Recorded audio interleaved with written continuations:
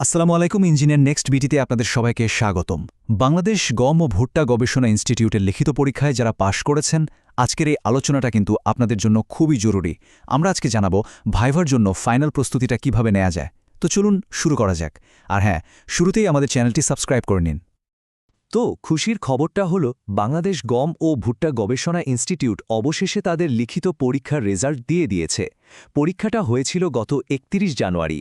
যারা এই কঠিন পরীক্ষায় সফল হয়েছেন, ইঞ্জিনিয়ার নেক্সট বিডির পক্ষ থেকে আপনাদের সবাইকে জানাচ্ছি আন্তরিক অভিনন্দন। প্রকাশিত ফলাফল অনুযায়ী উপসহকারী প্রকৌশলী পদে মানে গ্রেড 10-এ মোট 15 জন প্রার্থী লিখিত পরীক্ষায় পাশ করেছেন। এটা নিঃসন্দেহে আপনাদের জন্য একটা বড় অর্জন। শুধু তাই না, সহকারী মেইনটেন্যান্স ইঞ্জিনিয়ার পদেও, যেটা কিনা গ্রেড 9-এর একটা পোস্ট, সেখানেও কিন্তু মোট 13 জন প্রার্থী পাশ করেছেন। তো যারা এই দুটো গুরুত্বপূর্ণ পদে জায়গা করে নিয়েছেন, তাদের জন্য এখন ফাইনাল রাউন্ড অর্থাৎ ভাইবা অপেক্ষা করছে।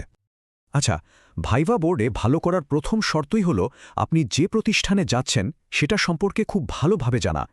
এটা শুধু আপনার তথ্যই বাড়াবে না, আপনার আত্মবিশ্বাসও কিন্তু কয়েক গুণ বাড়িয়ে দেবে। তো চলুন BWMRI নিয়ে কিছু জরুরি কথা জেনে নেই। এই যে বাংলাদেশ গম ও ভুট্টা গবেষণা ইনস্টিটিউট বা সংক্ষেপে BWMRI, এটা কিন্তু 2017 সালে প্রতিষ্ঠা করা হয়। এর মূল লক্ষ্যটা কি জানেন? দেশের খাদ্য আর পুষ্টির নিরাপত্তা বাড়ানো। আর সেজন্য তারা হাই কোয়ালিটি গম আর ভুট্টার নতুন নতুন জাত উদ্ভাবন করে, আর সাথে টেকসই প্রযুক্তি নিয়েও কাজ করে। মানে দেশের কৃষির জন্য এরা খুবই গুরুত্বপূর্ণ একটা ভূমিকা রাখছে। ভাইবার জন্য এই কয়েকটা তথ্য একদম মাথায় গেঁথে নিন। প্রতিষ্ঠানটার হেড অফিস হল দিনাজপুরের নসিপুরে। আর এর অধীনে 12টা গবেষণা বিভাগ আর 5টা আঞ্চলিক কেন্দ্র আছে। তাদের কাজের মূল ফোকাসটা হলো ক্লাইমেট চেঞ্জ মোকাবেলা করা আর কৃষিকে যান্ত্রিকীকরণ করা, যা এখনকার সময়ের জন্য খুবই জরুরি। তথ্যগুলো ভালো লাগলে এখনই সাবস্ক্রাইব বাটনে ক্লিক করুন এবং সহকর্মীদের সাথে শেয়ার করুন। আর তাদের একটা অসাধারণ সাফল্যের কথা বলি শুনুন। এ পর্যন্ত তারা ৩৮টা গমের জাত আর ২০টা হাইব্রিড ভুট্টার জাত উদ্ভাবন করেছে। একবার ভাবুন, এই তথ্যটা যদি আপনি ভাইভা বোর্ডে বলতে পারেন, তাহলে কিন্তু আপনার প্রস্তুতি নিয়ে তাদের একটা খুবই পজিটিভ ধারণা তৈরি হবে। আপনাকে অন্যদের থেকে এক ধাপ এগিয়ে রাখবে। আচ্ছা, রিটেন তো পাশ হলো, এখন আসল খেলা মানে ফাইনাল রাউন্ড, মৌখিক পরীক্ষা বা ভাইভা। তো চলুন দেখে নেওয়া যাক এই শেষ ধাপের জন্য কিভাবে একদম পারফেক্ট প্রস্তুতি নেওয়া যায়। ভাইভার প্রস্তুতিটাকে আমরা সহজ করে 3টা ধাপে ভাগ করতে পারি।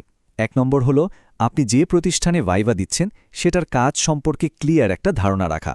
2 নম্বর আপনার নিজের টেকনিক্যাল জ্ঞানটাকে আরেকবার ঝালিয়ে নেওয়া। আর 3 নম্বর, যেটা খুবই গুরুত্বপূর্ণ, সব দরকারি কাগজপত্র ঠিকঠাক গুছিয়ে রাখা। প্রথম ধাপটা নিয়ে একটু বলি।